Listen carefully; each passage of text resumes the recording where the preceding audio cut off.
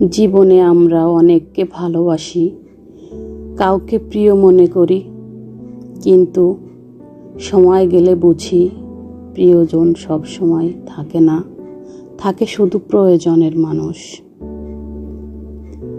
অনেক সময় আমরা যাকে সবচেয়ে আপন ভাবি তাকেই হারিয়ে ফেলি সবচেয়ে অপ্রত্যাশিতভাবে। ভালোবাসা থাকলেও নিয়তি যদি এক না হয়, তাহলে কিছু মানুষ শুধু গল্প হয়ে থাকে, জীবন হয়ে ওঠে বাস্তবতা।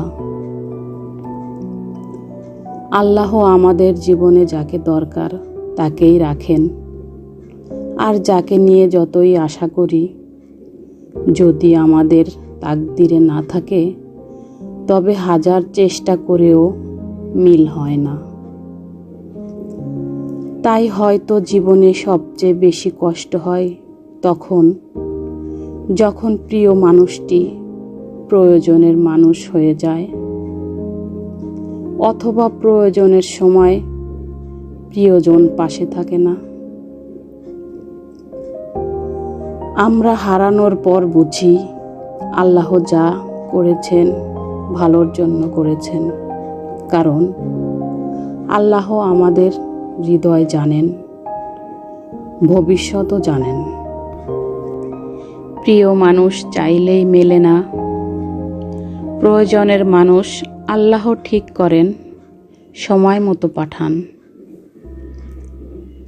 তাই জীবনে কেউ পাশে না থাকলে মনে রাখবেন, আপনি একা নন।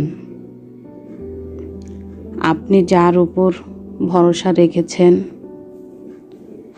তিনি সব দেখছেন।